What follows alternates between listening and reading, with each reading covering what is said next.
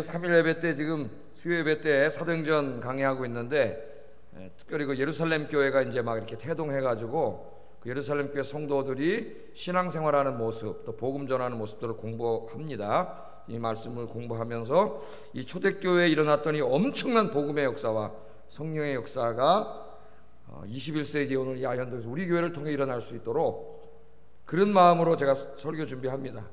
여러분 그런 기대로 그런 소망을 갖고 함께 말씀 듣고 말씀과 성령으로 뜨거워져서 주님 오실 때까지 주의 사역 잘 감당하는 저와 여러분 되기를 주의 이름으로 축복합니다.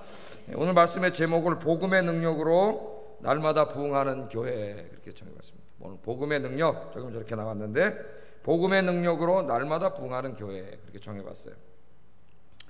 자, 오늘 말씀은 어떤 말씀이냐면은 이제 그 베드로가 설교를 하는 말씀이죠. 많은 사람들이 몰려왔어요. 오순절이래 가지고. 그래서 솔로몬의 행각 그 성전 뜰에 많은 사람들이 이제 모여들었을 때 베드로가 일어나서 복음을 전하는 내용입니다.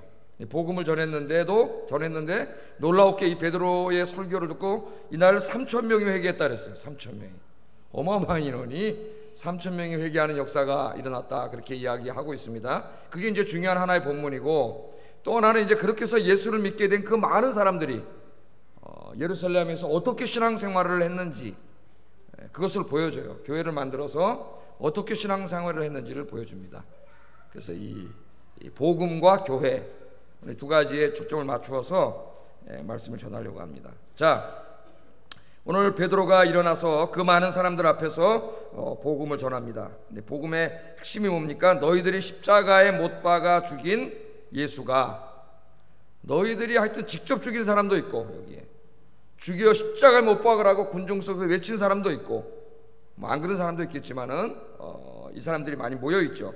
근데 너희들이 십자가에 못 박아 죽인 예수가 바로 너희들이 기다리던 하나님의 아들 메시아다. 설교 핵심이 이거예요. 불과 얼마 전에 한 40여일 50여일 전에 너희들이 십자가에 못 박아 죽였던 그 나사렛 예수가 너희들이 이제까지 기다렸던 바로 그분이 하나님의 아들 메시아다. 그분이 바로 너희의 주님이다. 베드로가 그렇게 설교를 했습니다. 자, 이 복음을 들은 사람들의 마음에 파문이 일기 시작했어요. 파문. 여러분, 복음은 하나님의 능력이다. 그렇게 얘기했죠, 사도 바울이. 로마서 10장 16절 17절에 복음은 하나님의 능력이다. 그러니까 그 복음 자체가 하나님의 능력이라는 거예요. 그 복음이 선포될 때 사람을 구원하는 하나님의 능력이 강하게 나타난다는 거예요. 왜 그런 능력이 안 나타나냐? 우리 입으로 복음을 선포하지 않기 때문에. 주 예수 그리스도의 십자가와 부활의 복음을, 그분이 우리를 위해 십자가에서 죽으시고 다시 부활하셨다고 하는 이 놀라운 복음을 전하면 그 복음 자체가 능력이라는 거예요. 복음이. 그래서 사도 바울은 그걸 직접 경험했죠. 자기가 증거하면서 정말 복음을 전했더니 막 헬라에 막 지식인들도 돌아오고 권력자들도 돌아오고 신분이 낮은 사람도 돌아오고 이런 역사를 보면서 바울이 깨달은 게 뭐냐면은 복음은 모든 믿는 자들에게 구원을 주시는 하나님의 능력이다. 그걸 깨달았어요. 여러분 그걸 체험하고 사십니까? 복음은 하나님의 능력이다. 이 체험하려면 어떻게 해야 체험할까요? 여러분의 입으로 복음을 이야기해야죠. 사람을 만나서 내 입으로 복음을 이야기하고 그 복음을 들은 사람이 어떻게 그 사람의 역사가 일어나는가를 내가 하지 않는 한은 복음의 능력은 절대 체험할 수 없습니다. 우리가 이제 목요일에 전도지도 주고 이런 이제 노방 축허 전도를 하지요. 그러나 우리 가까이 있는 사람들에게는 어떻게 해야 돼요? 관계 전도는 복음을 전해야 돼요. 복음을 전해야 돼요. 내 입으로 십자가와 부활의 복음을 전해야 돼요. 여러분 오늘 지금 벌써 이제 9월 달인데 올해 몇 번 전했습니까? 몇 번? 내 입으로 내 아는 사람을 만나가지고 주 예수님께서 당신을 위해 십자가에서 죽으시고 부활하셨습니다. 예수 믿어야 구원받습니다 하는 이 복음을 올해 내 입으로 몇 번 전했어요.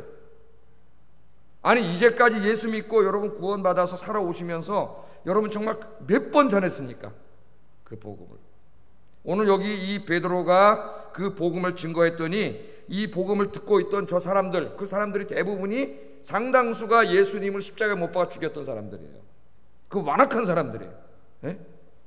예수를 이단 괴수라고 생각하던 그 사람들인데, 그 앞에서 베드로가 성령 충만해가지고 복음을 전했더니 이들의 마음에 파문이 일기 시작했어요. 하나님께서 그 복음을 통해 파문을 일으켰어요. 그래가지고 이 사람들이 뭐라 그러니까 37절, 양심의 가책을 느끼고 죄책감을 느끼기 시작합니다. 자기가 죄인임을 깨닫게 돼요. 37절 한번 읽어보겠습니다. 시작.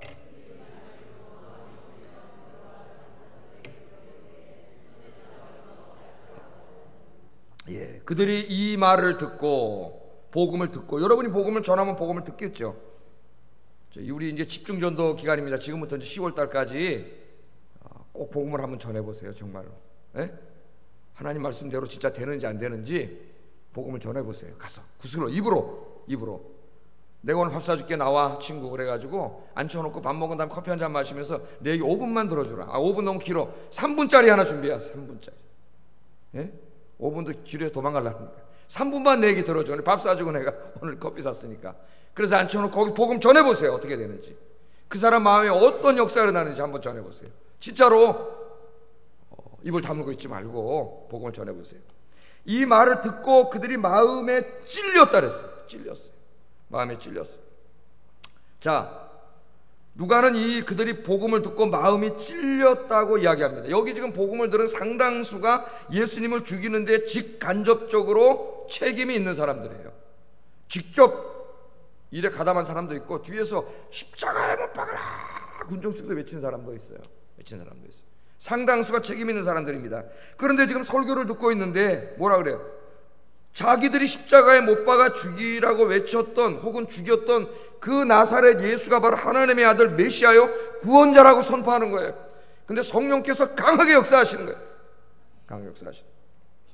자, 큰일 났습니다. 이 사람들이 자기들이 십자가에 죽였던 예수님이 하나님의 아들 메시아요 구원자라면, 자기들은 지금 누굴 죽인 거예요?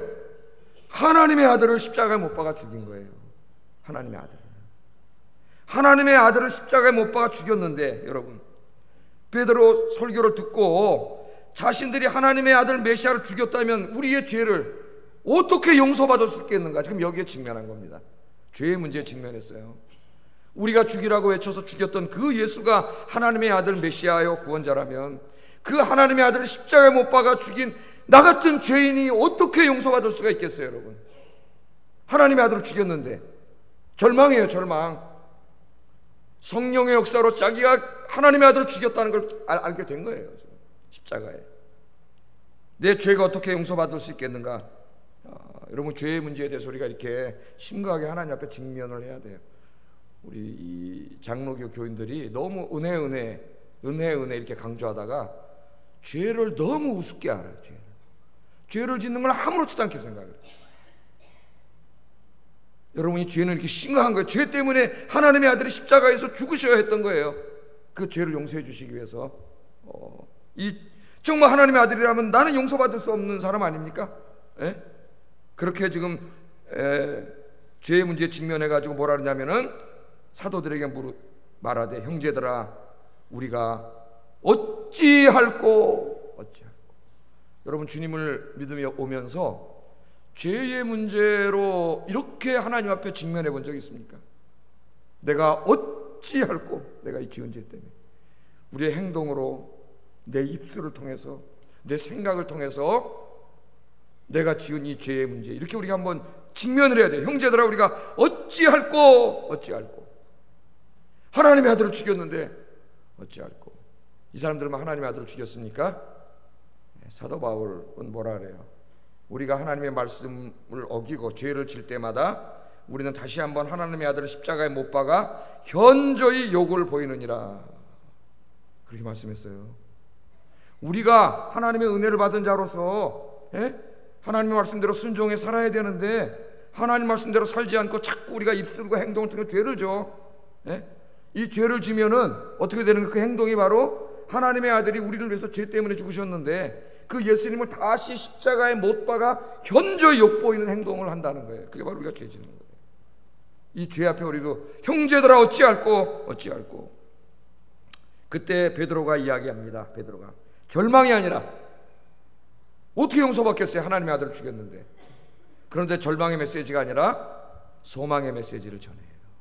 하나님을 사랑하시기 때문에 하나님 앞에 나가면 절망이 없어요.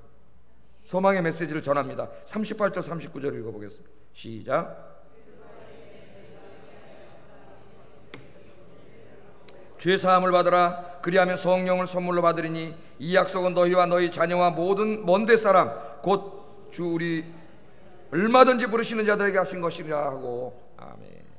야, 하나님의 아들을 십자가에 못 박아 죽였는데, 이 죄를 내가 어떻게 용서받을 수 있을까? 형제들아, 우리가 어떻게 해야 됩니까? 이 죄인이 용서받지 못하면 어떡하지? 그러고 있는데 하나님께서 성령을 통해 베드로의 입술을 통해서 말씀하시는데 소망의 메시지를 전하는 거예요. 너희가 회개하여 예수의 이름으로 세례를 받으면 하나님께서 그 죄를 사해 주신다는 거예요. 할렐루야, 할렐루야. 이 말씀이 무슨 말이에요? 너희가 비록 하나님의 아들을 죽였을지라도 너희가 지금 이 자리에서 이 말씀을 듣고 하나님 앞에 자기의 죄를 자복하고 회개하고 주 예수 그리스도의 이름으로 세례를 받으면 너희가 하나님의 아들을 십자가에 못 박아 죽인 자들이지만 하나님께서 너희의 죄를 용서해 주신다는 거예요. 하나님 용서의 길, 그 용서하시려고 예수님이 십자가에서 죽으신 거예요. 우리 대신 용서해 주시고, 용서해 주실 뿐만 아니라 하나님의 영이신, 생명의 영이신 성령을 너희 안에 주신다는 거예요. 선물로. 할렐루야. 여러분, 이게 하나님의 사랑이에요. 하나님의 사랑, 하나님의 무한하신 사랑, 하나님의 무한하신 은혜입니다. 하나님의 아들을 십자가에 못 박아 죽인 자들, 오늘도 우리가 예수 믿는다 하면서도 오늘 하루도 살아오면서 여러분 어떻게 살아오셨어요? 죄를 짓고 그렇게 함으로 하나님의 아들을 다시 십자가에 못 박아 현저 욕보이는 삶을 살아왔던 우리들이지만, 우리가 하나님 앞에 무릎 꿇고 내 잘못했습니다 하나님, 내가 어찌 하겠습니까? 하나님 잘못했으면 용서해 주세요. 그렇게 하면 하나님 어떻게 하신다고요? 그 죄를 다 용서해 주세요. 예수 믿기 전에 우리가 지은 죄에 하나님 용서 못할 죄가 없습니다. 하나님 다 용서해 주세요. 주님의 십자가의 보혈로 용서 못할 죄가 없어요. 우리가 받을 저주를 우리 주님이 십자가에서 다 받으셨어요. 하나님의 사랑이 우리를 용서해 주세요. 그래서 여러분도 용서받고 저도 용서받았어요. 도저히 용서받을 수 없는, 우리는 하나님 앞에 형제들아 우리가 어찌할꼬 그런 죄인이었는데 주님의 은혜로 다 용서하시고 성령을 선물로 주셔서 하나님의 자녀 삼아주신 줄로 믿습니다. 이 베드로의 설교, 너희가 회개하고 주 예수의 이름으로 세례를 받으면 하나님께서 너희의 죄를 사해 주시고 하나님의 영이 너에게 임할 것이다, 너희가 새 사람이 될 것이다, 설교를 했습니다. 이 설교를 듣고 절망했던 이 사람들이 소망을 얻었어요. 2장 41절 놀라운 역사가 일어납니다. 같이 읽어보겠습니다. 시작. 아멘. 이 하나님의 아들을 십자가에 못 박아 죽여가지고 이제 내 죄를 용서받을 수 없겠다 이렇게 생각했던 사람들이 회개하고 세례받으면 하나님이 용서해 준다고 하시니까 이 설교를 듣고 있던 3,000명이 소망이 생겼어요. 소망이, 예수님은 소망이에요. 여러분, 소망이 생겨서 3,000명이 오늘 이 시간에 회개하고 세례를 받았어요. 세례를 받았다는 것은 내가 회개한 게 가짜가 아니라 진짜라는 것을 어떻게 하는 거예요? 보여주는 거예요. 증언으로. 여러분, 우리 왜 세례식 합니까? 이 세례식 하기 전에 이 사람은 이미 성령으로 세례받아 구원받은 사람이에요. 그런데 왜 여기서 굳이 물세례를 또 줘야 되죠? 그 성령 세례 받은 거 우리는 몰라요. 본인이 알아요. 본인만. 본인이 어떻게 하는 거예요? 나는 정말 여러분들처럼 이제 죄 짓고 살던 옛사람 차창모가 아니고 나도 이제 회개하고 죄세함 받은 하나님의 자녀 차창모가 됐습니다. 나도 여러분 같은 예수 믿는 사람이 됐습니다. 그것을 공개적으로 간증하는 시간이 세례받는 시간이에요. 그래서 물세례를 주는 거예요. 물세례를. 3,000명이 회개받는 놀라운 역사가 일어났어요. 복음이 선포되면 이런 역사가 일어남을 성경 우리에게 가르치고 있습니다. 완악하던 사람들이 자신의 죄악을 깨닫고 회개하고 몸부림치는 역사가 일어납니다. 주님의 십자가와 부활의 복음을 전할 때 그런 역사가 일어나요. 우리가 성령 충만화의 복음을 증거하면 이런 역사가 일어납니다. 한 번에 3,000명이, 우린 베드로가 아니기 때문에 3,000명이 회개하지는 않겠지만 복음을 전할 때 복음 앞에 1명, 2명 여러분 주변에 있는 사람이 꼬꾸라져서 주님께로 돌아오는 역사가 일어날 줄로 믿습니다. 우리가 예수 믿고 주님 앞에 신앙생활 하는데 이것보다 더 중요한 일이 없어요. 다른 건 다 의미 없는 거예요. 여러분, 한 영혼 한 영혼을 주님 앞에 우리가 거꾸로 드려야 돼요. 우리는 다시 이 21세기에 이 1세기에 일어났던 엄청난 복음의 역사, 복음의 능력을 체험하는 교회가 되어야 된다. 이걸 잊어먹고 있습니다. 잊어먹고 있어요. 복음의 능력을 체험하는 길은 다른 거 없어요. 복음을 전하는 것밖에 없어요. 전하지 않고 어떻게 복음의 능력을 체험할 수가 있겠습니까? 전하지 않는데 어떻게 저 사람들이 예수를 믿을 수 있겠어요? 복음을 전하지 않고 전하는 게 힘드니까 편법을 쓰는 거죠. 시설을 좋게 해놓고 이 아파트가 많이 들어오고 신도시가 생긴 데 가서 교인 뺏어오기 경쟁하는 거죠. 교인 뺏어. 하나님 나라의 관점에서 보면은 무슨 의미가 있겠습니까? 어떤 교회는 많이 부흥할 수 있겠지요. 물론 그 교회 목사님 목회를 잘해가지고 그 교회 많이 올 수 있지만, 한 교회가 그렇게 되면서 저 분당이나 일산 이런데 주변에 그곳에서 개척했던 몇십 개 교회는 문을 닫아요. 그런 역사가 났어요. 그런 역사가 교인의 이동으로. 여러분, 복음을 전해야 복음의 능력을 체험하게 됩니다. 복음의 능력을 체험하면 더 열심히 복음을 증거하게 돼 있어요. 그래서 제가 사도행전 주석들을 쭉 읽다가 톰 라이트를, 톰 라이트를 자주 얘기합니다, 여러분에게. 그 사람 책을 제가 계속 읽기 때문에 톰 라이트라고 하는 신학자가 사도행전 주석에서 이렇게 말했는데 제 가슴을 울렸어요. 이 문장을 그대로 한번 읽어드리고 싶어요. 이분이 세계 최고의 신학자가, 물론 이분은 영국분이기 때문에 영국의 안타까운 현실을 이야기했겠죠. 이렇게 얘기를 했습니다. 복음은 달라지지 않았습니다. 복음이 달라졌어요? 이 사람들이 전하던 복음과 우리가 전하는 복음 다릅니까? 똑같아요. 복음은 달라지지 않았습니다. 하나님의 능력도 줄어들지 않았습니다. 하나님은 어제나 오늘은 동일하신 하나님. 복음은 달라지지 않았습니다. 하나님의 능력도 줄어들지 않았습니다. 사람들은 여전히 구원을 받아야 합니다. 이때만 받아야 됩니까? 지금 더 많은 사람들이 구원을 받아야 되는데. 복음은 달라지지 않았습니다. 하나님의 능력도 줄어들지 않았습니다. 사람들은 여전히 구원을 받아야 합니다. 그런데 우리는 무엇을 하고 있습니까? 그렇게 썼어요. 그 주석 마지막 부분에 안타까운 마음을 썼어요. 안타까운 마음. 죽어가는 영국 교회, 전도하지 않은 영국 성도들을 향하여, 전도의 불씨가 꺼져 있는 영국 교회를 향하여 그렇게 말했습니다. 복음은 달라지지 않았습니다. 하나님의 능력도 줄어들지 않았습니다. 사람들은 여전히 구원을 받아야 합니다. 그런데 우리는 무엇을 하고 있습니까? 지금 무엇을? 하나님이 강력하게 제 마음속에 말씀하셨어요. 너희는 도대체 뭘 하고 있냐? 이 세상을 구원하려고 내가 외아들까지 십자가에 보냈는데 너희들은 뭘 하고 있냐?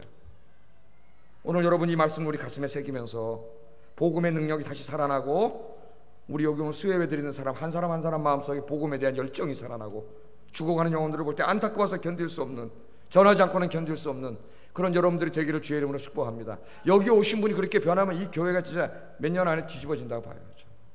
한 사람 한 사람 마음속에 이 설교를 이렇게 듣고 절로 흘리지 말고, 이 복음을 아멘으로 받고 오늘 나는 여기서 무엇을 하고 있는가? 도대체 이 예루살렘 교회 성도들이 이제 우리가 읽고 나가겠지만, 성령 충만한 다음에 들고 나가서 복음을 전하는, 나는 도대체 무엇을 하고 있는가? 무엇을 하고 있는가? 제일 중요하고 본질적인 일이에요. 본질적인 일. 이 열망이 불타오르기를 주의 이름으로 축복합니다. 3,000명이 회개하고 돌아와서 교인이 갑자기 막 드러났겠죠. 어떤 형태로 교회가 모였는지는 알 수가 없어요. 3,000명이 모이는 교회당을 치지는 않았을 겁니다. 그런 치지는 않았고, 아마 이제 그런 분들이 소그룹으로 이제 가정교회로 모여서 예배를 드리지 않았을까, 오늘 본문에 보면 그런 생각이 들어요. 자, 이 사람들이 예수 믿고 돌아왔어요. 복음을 듣고 돌아온 후에 그럼 이 사람들은 이제 처음에 교회가 생긴 거잖아요. 첫 교회가 생겼어요. 이게 어떻게 신앙생활을 했을까? 궁금하지 않습니까? 오늘 우리는 한국 교회, 한국 문화 속에서 만들어 놓은 한 120, 30년 전통의 기독교 문화 속에서 우리 예배를 드리고 있죠. 신앙생활을 하고 있어요. 우리나라는 특별히 예배가 많아요. 옛날부터 해서 주일 예배, 그 다음에 수요 예배, 금요 기도회, 새벽 기도회, 구역 예배, 이렇게 예배. 이거 다 합치면 매일이죠. 새벽 예배 오면 매일 하나님 앞에 예배를 드리게 됐는데, 이 사람들은 과연 그러면은 가장 이 땅에 존재했던 교회 중에서 완전하지는 않지만 가장 하나님이 세우기 원하셨던, 하나님 기뻐하셨던 교회의 모습을 갖추었던 예루살렘 교회 성도들은 어떻게 신앙생활을 했는가? 이걸 하나님이 사도행전에 기록하게 하심으로 오늘 우리들이 그렇게 신앙생활 하기를 원하세요. 자, 이 베드로의 복음을 듣고 회개했습니다. 하나님 앞에 돌아왔어요. 성령 충만했어요. 이 사람들 어떤 특색이 일어나는지 보세요. 성령 충만한 성도들에게 어떤 특색이 일어나는지, 어떤 모습이 일어나는지 자기에게 한번 비교해 보세요. 첫째, 이들이 성령 충만했을 때 어떤 현상이 벌어지냐면 그들의 마음속에 첫째로 말씀에 대한, 하나님 말씀에 대한 갈망이 일어났습니다. 말씀에 대한 42절에 보면 저희가 사도의 가르침을 받아, 매일 성전에 와서 사도의 가르침을 받았어요. 그러니까 성령 충만했어요. 하나님의 영이 그 사람 속에 임하시니까 당연히 하나님의 영이 들어오니까 이 마음속에 하나님의 진리의 말씀에 대한 그 궁금증과 그 말씀을 배우고 싶은 이런 마음이 이 마음속에 불타오르기 시작했습니다. 그래서 이 로이드 존스 목사님, 여러분 많이 들어보셨을 거예요. 로이드 존스 목사님은 성령 충만함의 특징 중에 하나가 뭐냐면은 말씀을 사모하는 마음이 생기는 거예요. 하나님의 말씀. 성경 일독 다 하셨습니까? 지난번에 20명 상 받았어요. 이제 한 2달, 3달 남았는데 여러분 열심히 읽으리라 믿습니다. 말씀에 대한 갈망, 말씀에 대한 갈망. 여러분 그 말씀에 대한 갈망이 있습니까? 말씀에 대한 갈망. 초대교회 부흥운동의 가장 큰 원동력 중에 하나가 뭐냐면은 그들의 마음속에 말씀에 대한 갈망이 일어났고, 날마다 교회 와서 사도들한테 성경 말씀을 가르쳐 주세요. 그래서 사도들이 매일 하나님 말씀을 가르쳤더니 그 말씀을 받아먹고 이들이 하나님의 뜻을 알고 하나님의 계획을 알게 되고, 그래서 막 영적으로 어마어마한 사람들이 된 거죠. 어마어마한 사람. 우리 예수님께서 뭐라 그러셨어요? 사람이 떡으로만 살 것이 아니요. 그런데 우리는 떡으로만 참 잘 삽니다. 떡만 있으면 잘 살 거라고 생각하고 떡만 열심히 잘 잡수고 있어요. 떡으로만 살 것이 아니요 하나님의 입으로 나오는 말씀으로 살 것이니라. 우리는 육적인 존재이기 때문에 떡이 필요하지요. 그래서 일용할 양식을 위해서 기도하라 그랬어요. 예수님은 우리 일용할 양식이 필요한 줄 아세요. 그래서 오병이어 기적도 이렇게 주신 거예요. 그런데 떡으로만은 못 살아요. 여러분 떡만 먹고 살아보세요. 그럼 금방 그 영혼이 죽습니다. 그 영혼이 죽어요. 사람이 떡으로만 살 것이 아니요 하나님의 입으로 나오는 말씀으로 살 것이니라, 그렇게 말씀했습니다. 그래서 우리는 육신의 건강을 위해서는 떡을 먹어야 되고, 우리의 영의 건강을 위해서는 말씀을 먹어야 돼요. 말씀 많이 잡수고 계십니까? 말씀? 맛집도 우리가 많이 찾아다니잖아요. 맛집. 하나님의 말씀을 많이 먹어야 돼요. 자, 육의 양식을 먹지 않으면 어떻게 돼요? 육체가 약해지고 병이 들죠. 영양실조에 걸려요. 영양실조. 마찬가지로 영의 양식인 하나님의 말씀을 먹지 않으면 우리의 영혼이 약해지고 영양실조에 걸려버려요. 병이 듭니다. 기력이 없어져요. 밥을 안 먹으면 여러분 기력이 빠지죠. 그럼 여러분이 영적인 밥을 안 먹으면 뭐가 기력이 빠져? 영적으로 기력이 하나도 없는 사람, 영적인 능력이 하나도 없는 사람이 돼요. 그래서 사탄이 하는 일이 뭐냐면은 우리에게서 말씀을 빼앗아가는 일을 해요.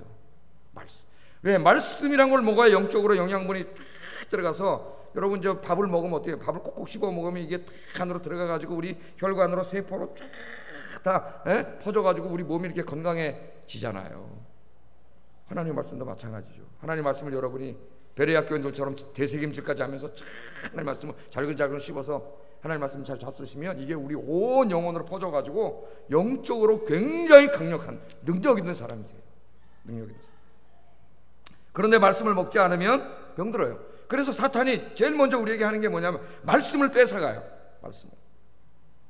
그래서 우리의 마음이 돌짝밭, 가시밭이 되게 만들어버려요. 예수님 설교했죠.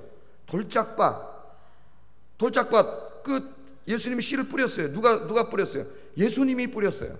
뭐 저같이 설교 못하는 사람이 했으면 말도 안 해요. 예수님이 설교를 했는데, 하나님 나라의 복음을 뿌렸는데 그 씨앗이 들어가질 않아. 왜?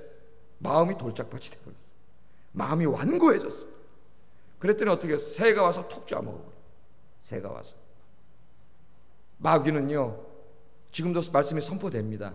이 말씀이 선포돼서 여러분 마음속에 떨어져서 결실을 맺어야 되는데, 여러분 마음이 길바닥 마음이 돼버리면은 여러분 마음의 말씀을 다 뺏어가요. 말씀을. 설교를 듣는데 들리지가 않아요. 설교가. 어떨 때는 여러분 은혜 받을 때는 어때요? 막 말씀 안으로 막 빨려 들어오죠. 빨려 들어와. 빨려 들어와. 내가 지난주에 가서 새벽에 설교하는데 진짜 막 빨려 들어서 여기 앉는 사람들이 막 그렇게 설교를 잘 듣는 사람 처음 봤어. 막 말씀에 막 새벽에 막 빨려 들어오더라고. 말씀. 그런데 마귀는 그렇게 못하게 해요. 마음의 도착밭을 만들어 놓고 말씀을 뺏어가요. 떨어지기도 전에 다 채가잖아요. 예수님이 말씀을 다 채가요. 그래서 하나님 나라의 말씀이 뿌리를 내리지 못하게 합니다. 그러면 우리의 영혼은 병들고 약해지고 비리비리해져요. 영적으로 병약해집니다. 영적으로 병약해지면 말씀에 대한 욕구가 더욱 사라지고, 여러분 병들면 밥맛이 있어요? 악순환이 계속되는 거예요. 악순환. 예배가 얼마나 지루하겠습니까, 여러분? 오기 싫죠. 그냥 조금 이랬다 저랬다 이 핑계 저 핑계 대다 생기면 안 오는 거예요. 안 오는 거예요. 병이 든 거예요. 병이 든 거예요. 여러분, 건강한 사람은 식욕이 막 좋으니까 아무 음식이나 어때요? 다 맛있죠. 식욕이 많잖아요. 식욕이. 여러분 영적으로 건강하면은 하여튼 아무거나 먹어도 다 맛있어요. 그냥 김치 하나만 있어도 맛있어요. 제가 아무리 설교 못해도 하나님 소리만 나와도 눈물이 나요. 제가 옛날에 어떤 교회 그 크로스웨이 가르칠 때 툴을 가르치는데 그 집사님 두 분이, 여자 집사님 두 분이 제일 앞에서 항상 공부하는 분이 있어요. 몇십 명이 앉아서 배웠는데 하여튼 예수님 얘기만 나오면 울어요. 젊은 분인데 두 분이. 그래서 난 내가 굉장히 그 성경 공부를 잘 가르치나 보다 그렇게 생각을 했는데, 그런 것도 있을지 모르지만 두 분이 너무 마음 받쳤죠. 예수님 십자가만 나오면 울고 앉았어요. 거기서. 여러분 왜 이래? 건강하면 아무거나 다 맛있어요. 막 라면 끓여서 막 라면 먹고 그냥 거기다 밥 말아 먹고 김치 하나만 있으면 그냥 너무나 맛있어요. 너무나 맛있어요. 점심 먹었는데 저녁 먹기 전에 또 배가 고프고, 건강한 사람 이처럼 식욕이 왕성해요. 그러나 병들면 입맛이 뚝 떨어집니다. 입맛이. 아무리 무슨 소고기 갖다 놔도 입맛이 없는데 어떻게 먹어요? 돌 씹는 것 같다래. 돌 씹는. 옛날에 저희 어머님이 살아계실 때 아파서 못 잤을 때 돌 씹는 것 같다 그래서 돌 씹는 거 안 넘어가신다. 병이 들은 거죠. 병이. 영적으로 병들면 하나님의 말씀에 대한 식욕이 없어요. 이 말씀에 대한 갈망이 없어요. 말씀에 대한 갈망이 병들어 있기 때문에. 성경을 읽으면 들자마자 졸리고 딴 생각나고 집중도 되지 않고, 내가 영적으로 건강할 때는 말씀이 막 꿀이 되죠. 꿀송이보다 달달했는데.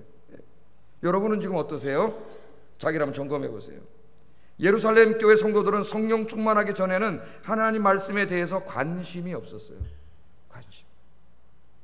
세상적인 일에만 관심이 있었어요. 그래서 1장에 읽어보면은 우리나라가 언제 정치적으로 독립되겠습니까? 이런 관심밖에 없었어요.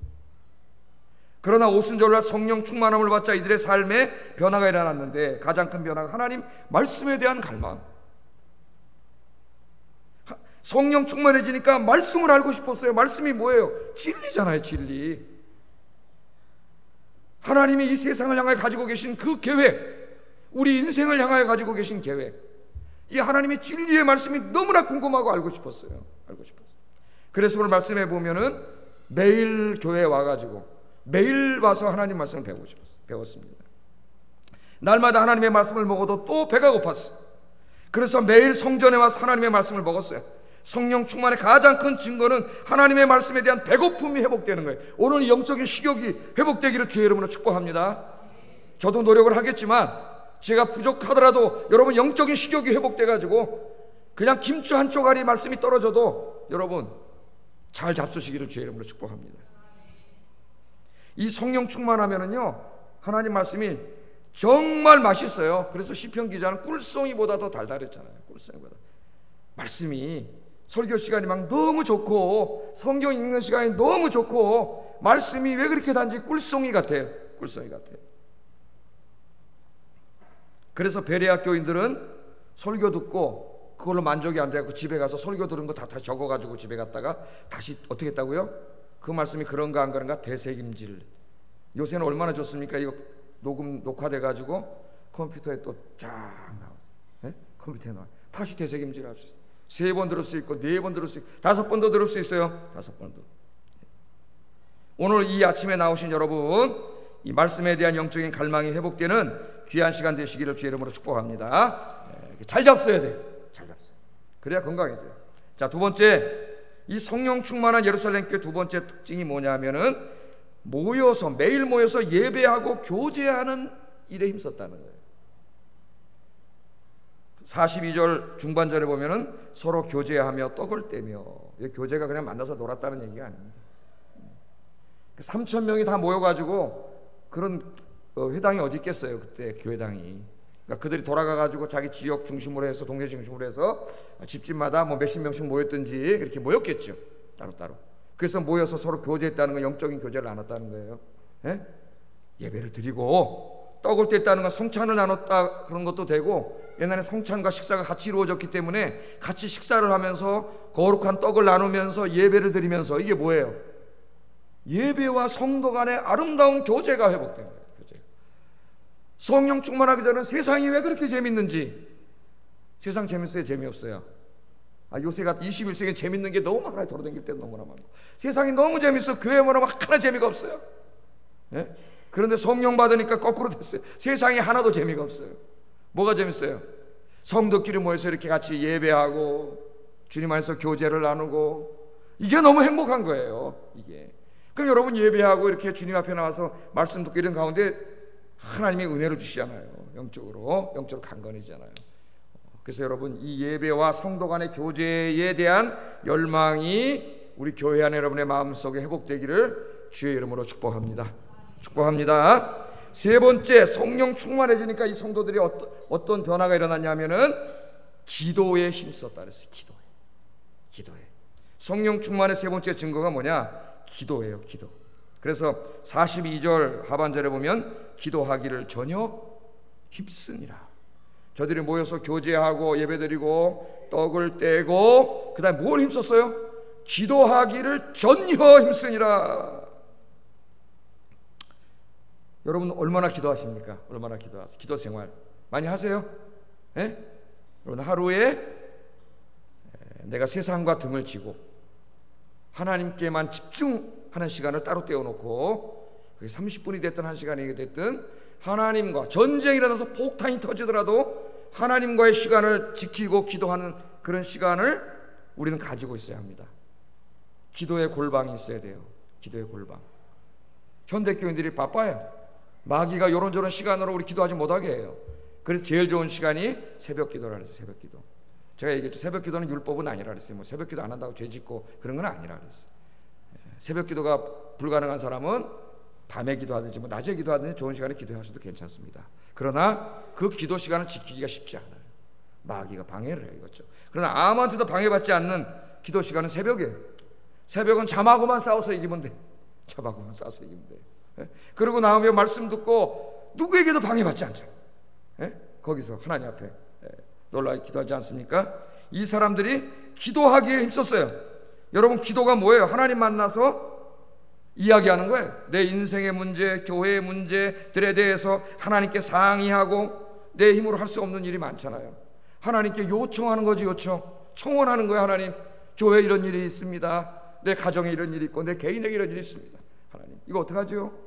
하나님께 상의하면서 내 힘으로 못합니다. 하나님 도와주세요. 기도에 많은 의미가 있겠지만 제일 중요한 의미가 이거예요. 기도에 하나님 앞에 가서 요청하는 거예요. 우리가 도움을 청하면 하나님께서는 우리의 기도를 들으시고 반드시 응답해 주신다고 약속했어요. 너는 내게 부르짖으라 내가 내게 응답하겠고 내가 알지 못하는 크고 비밀한 일을 내게 보이리라. 하나님 약속해 주셨어요. 우리가 왜 기도합니까? 응답해 주신다고 약속하셨기 때문에. 응답해 주지 않으면 기도할 필요 없다 그랬죠. 정말 내가 기도하면 하나님 응답해 주신다면 기도 안 하는 사람은 가장 어리석은 사람이에요. 여러분, 기도하면 하나님 응답해 주신다는 거 믿으세요? 하나님께 도움을 청하면 하나님께서 우리를 도와주세요. 우리의 기도를 들으시고 응답해 주시고 우리의 일용할 양식도 주시고 살아가는 데 필요한 지혜도 주시고 우리 앞을 가로막고 있는 장애물도 치워주시고 우리의 아프고 병든 것도 치유해 주실 줄로 믿습니다. 그래서 저도 뼈가 지금 붙었는지 안 붙었는지 머리 하도 안 붙어갖고 맨날 기도하고 있어요. 붙잡고 하나님. 뭐 어떨 때 3달까지도 간다 그러고 뭐 그래가지고 하나님 빨리 붙게 해주세요. 이렇게 기도해요. 치유하시는 분은 누구예요? 하나님이세요. 하나님. 우리가 기도 하나님 도와주세요. 우리가 기도할 때 우리의 기도를 들으시는 하나님이 누구인가를 아는 것이 중요한데, 지금 내가 누구한테 기도하는 거예요? 온 우주 만물을 창조하신 전능하신 하나님, 불가능한 일이 없으신 그 하나님이시기 때문에 그 하나님께 기도하는 거예요. 사라가 웃으니까 하나님 뭐라 그랬어요?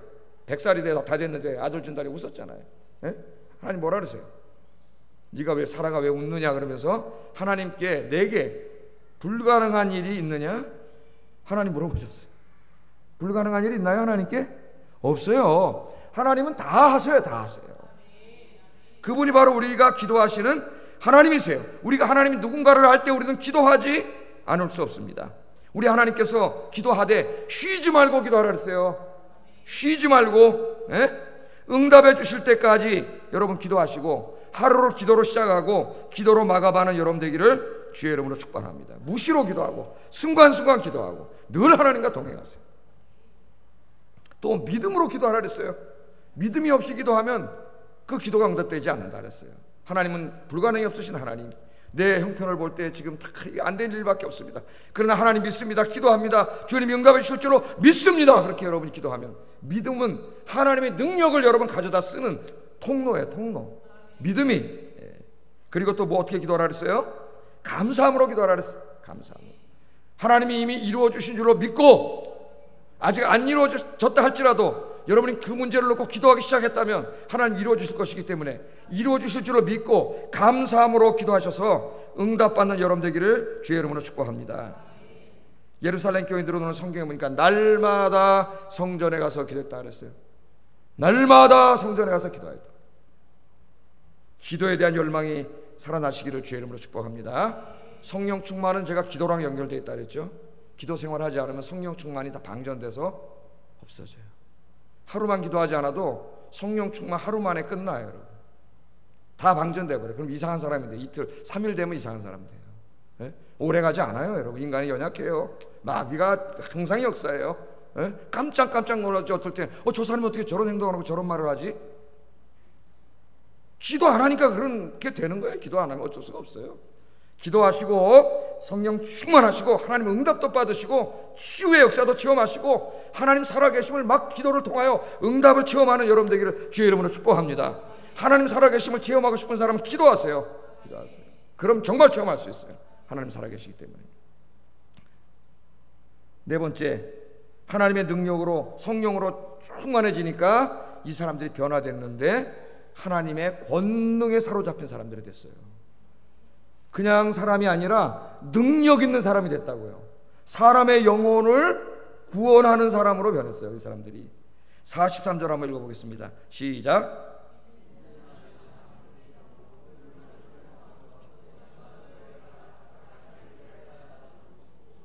예? 43절 내가 읽으라 그랬는데 43절 뒤로 바뀌었나 보다. 여기 번호가. 읽겠습니다. 시작.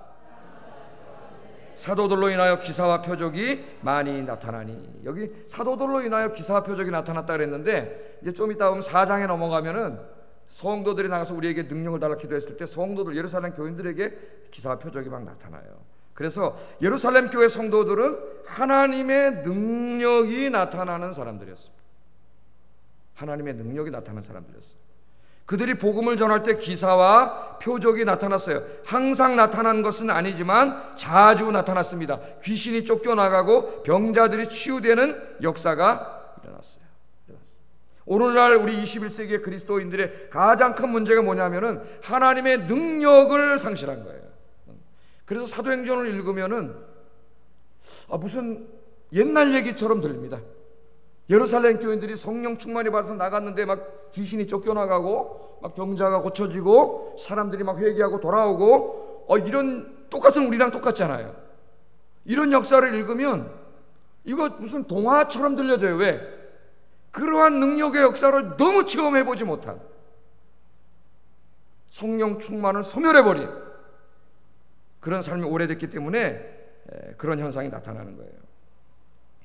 그래서 이 NIV 적용 주석 시리즈 중 사도행전 주석을 쓴 아지스 페르난도라고 하는 사람이 있는데 이런 말을 했습니다. 오늘날 많은 사람들이 그들의 사역에서 이적을 보지 못하는 한 가지 이유는 그들이 하나님께 자신을 이런 일에 사용할 수 있다고 하는 믿음을 갖지 않기 때문입니다. 다 신학자들이 한 말이에요. 세계적인 신학자들이, 목회자들이 한 말이에요. 참 놀랍지 않습니까? 네? 오늘날 많은 사람들이 그들의 사역에서 이적을 보지 못하는 한 가지 이유는 그들이 하나님께서 자신을 이런 일에 사용할 수 있다고 하는 믿음을 갖지 않기 때문입니다. 초대교회 사람들처럼 하나님 나를 붙잡고 이런 일을 할 수 있습니다, 사용해 주실 줄로 믿습니다 하는 믿음이 없기 때문에 나를 통해 하나님이 강하게 역사하셔서 이런 일을 할 거라고 하는, 많은 영혼들을 구원할 거라고 하는 믿음을 갖지 않기 때문에, 정말 그런 일이 벌어질까? 그렇게 하기 때문에 이런 능력이 나타나지 않는다는 거예요. 신학자가 한 말이에요. 신학자가. 초대교인들은 하나님께서 자신들을 통하여 하나님의 능력을 나타낼 수 있다고 믿었기 때문에 복음을 전하기 위해 이를 위해 기도했고, 그런 역사가 나타났어요. 그래서 사도행전 4장 29절 30절 한번 읽어보겠습니다. 시작.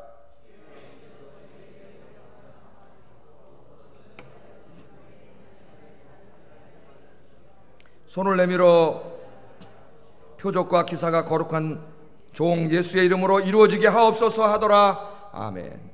사도들만 한 게 아니라 성도들이 기도했어요. 3,000명 회개하고 돌아와서 이 사람들이 기도했습니다. 환난과 핍박이 있잖아요. 한 번만 더 예수 믿으라고 전하면 죽인다 그랬잖아요. 사내들인 공회에서 겁을 줬다고요. 그러니까 들어와서 기도를 하는데 겁이 나서 우리 한 달 후에, 아니면 이런 핍박이 없어진 다음에 전도합시다, 그런 게 아니고 기도를 했어요. 뭐라 기도했어요? 담대함을 주시고 능력을 주시고, 능력을. 그래서 우리가 전도하게 해주세요. 그리고 나가서 전도했다는 거예요. 전도했다는. 죽인다 그랬는데 하나님의 능력으로 나가서 전도해서 놀라운 역사를 일으켰습니다.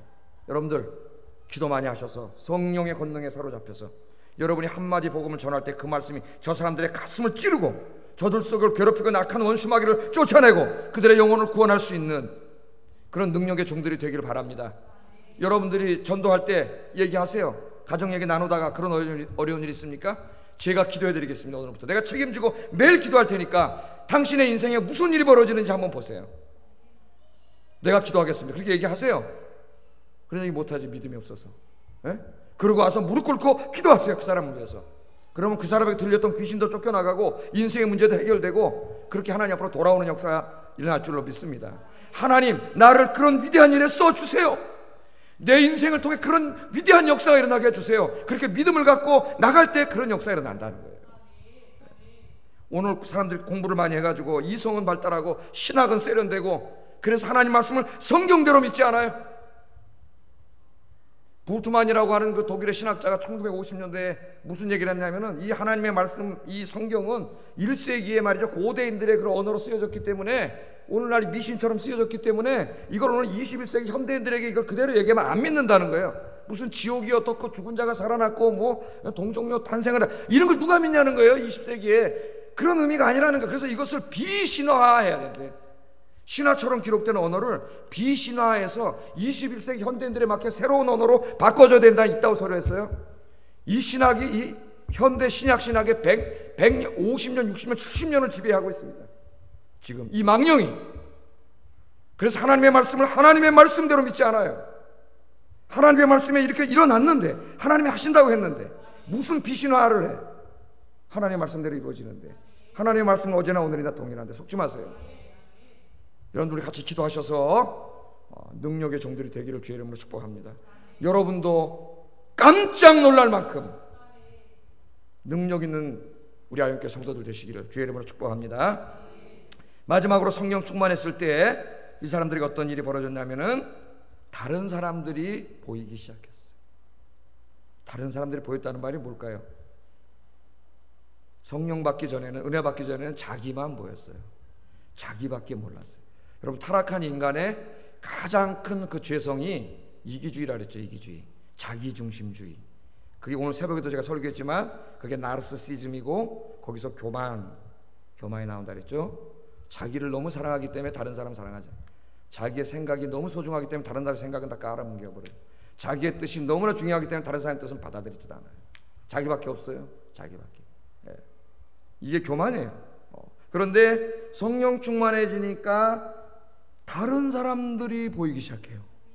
다른 사람들이 보이는데 가난한 사람들이 너무나 많아. 3,000명 얘기하고 돌아왔는데 여기에 가난한 사람들이 너무 많아 보이는 거예요. 이전에 나만 잘 먹고 잘 살면 됐어요. 그런데 성령 충만하니까 하나님의 마음을 갖게 된 거잖아요. 하나님의 눈을 갖게 되고 보니까 가난한 사람들이 너무 많아. 내가 이렇게 살면 안 되겠다. 그런 역사를 했어요. 그래서 자기의 재산을 정리하기 시작합니다. 이 사람들이. 그래서 자기 먹고 살 거 남겨놓고 나머지는 교회에다 다 드렸어요. 우리 한번 읽어보겠습니다. 사도행전 오늘 44절 45절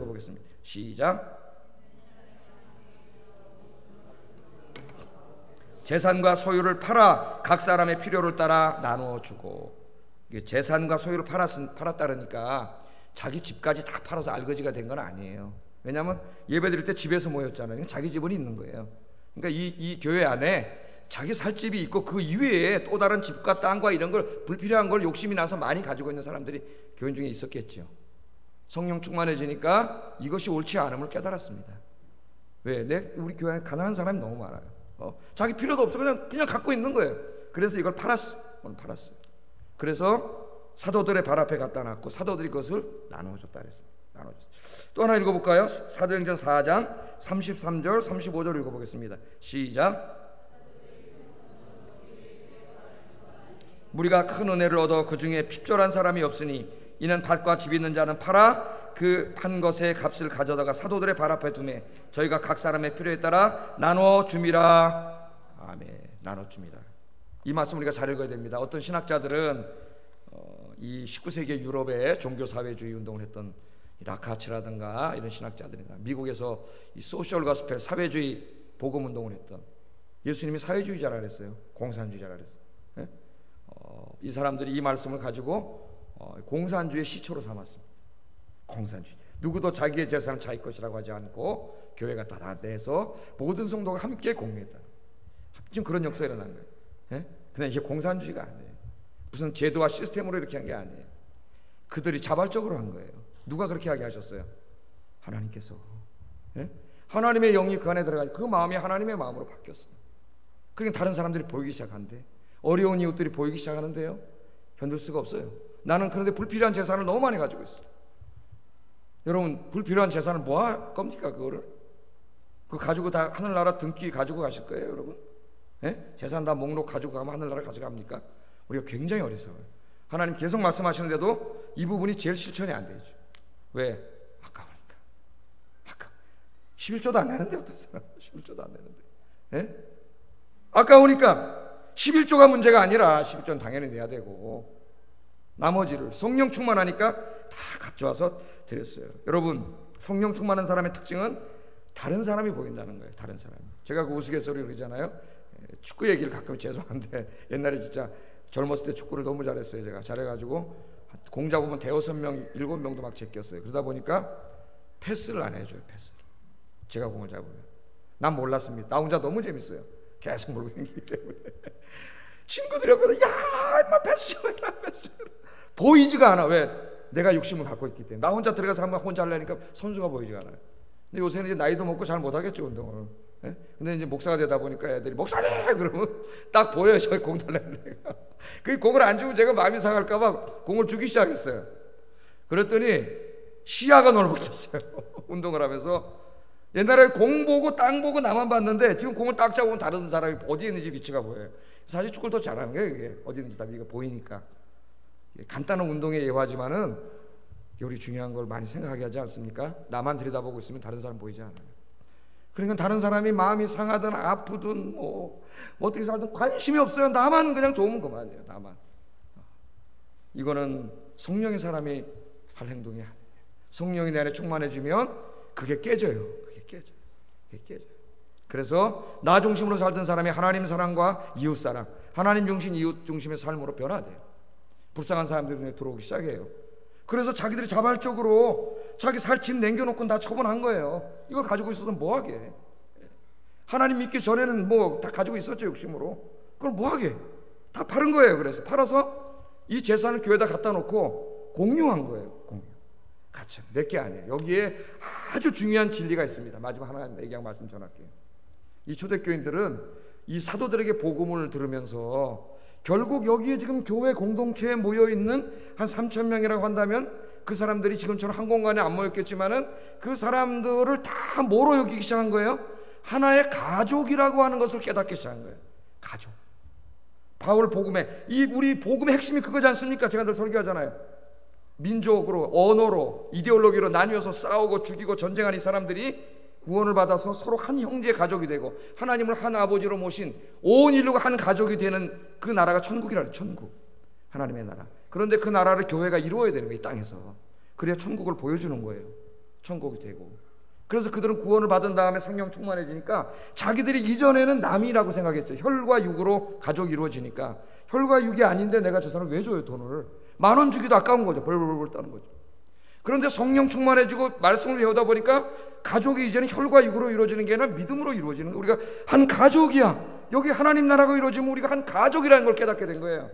여러분, 이 말씀을 당시 유대인 사회에 비춰볼까요? 유대인 사회에서는 이게 아주 가족끼리는 돈을 같이 공유하는 게 그냥 보통의 일이었어요. 옛날에 유대인들은 3대 4대가 같이 살았잖아요. 예? 우리도 옛날엔 그랬죠? 농촌에 지금 3대 4대가 같이 살아요. 같이 사는데 이 가내공업 이런 걸 하면은 같이 돈을 버는 거예요. 자식, 할아버지, 아버지, 또 큰아들 이렇게 같이 돈을 버는 거예요. 같이 돈을 벌면 그 돈이 가족의 돈이 돼가지고 그 가족 전체가 그 돈을 같이 쓰는 거죠.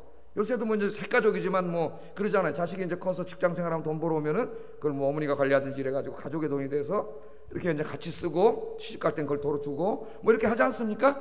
유대 사회가 그런 거예요. 한 4대씩 살면서 혈과 육을 낳는 가족끼리는 전혀 이상한 일이 아니죠. 내가 열심히 장사했고 난 만들었고 벌었는데 결국 가족의 돈이에요. 가족의 돈 같이 쓴 거예요. 그런 문화예요. 지금 이 문화가. 그런데 지금 성령 충만함을 받으니까 이제 가족이라는 개념이 새롭게 배운 거예요. 이게 가족이니까 다 당연히 하나님이 주신 것을 어떻게 해요? 갖다 놓고 같이 써야 되는 거예요. 같이 써야 돼요. 사실 하나님이 오늘 우리에게 보여주고자 하는 게 이겁니다. 이거예요. 다른 책에는 없어요. 톰 라이트 책에 읽으면 나와요. 이 깊은 신학적인 묵상이. 예? 우리 한 가족이에요, 여러분. 실감 나세요? 안 나잖아요. 내 새끼만 내 가족이고, 예? 내 혈육만 내 가족이지. 하나님이 아무리 가족이라 해도 가족이 아니에요. 그러나 여러분 성령 충만해지면 가족이 돼요. 예? 가족처럼 느껴져요. 그러니까 여러분, 예? 훌륭한 신학인들이 어떻게 합니까? 다 주잖아요. 자기가 나눠주고 같이 쓰고. 훌륭한 사람들이 굉장히 많아요. 기독교인들 중에. 우리가 다 몰라서 그렇지 정말 훌륭한 사람들이 많습니다.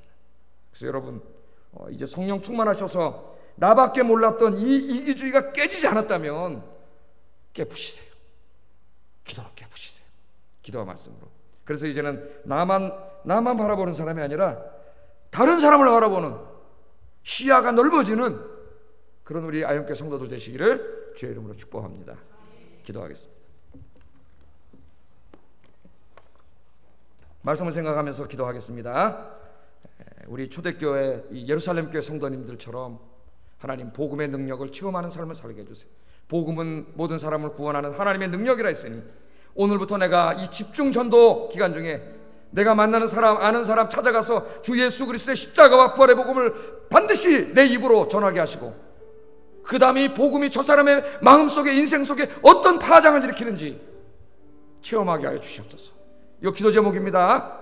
굉장히 중요한 기도 제목이에요. 두 번째, 성령 충만하여 예루살렘 교인들처럼 말씀을 사모하고 기도에 힘쓰고 예배하고 하나님의 능력이 충만하고 다른 사람들을 돌보는 삶을 살게 해주세요. 우리 화면 보면 다 나와 있어요. 화면 보면서 같이 기도하겠습니다.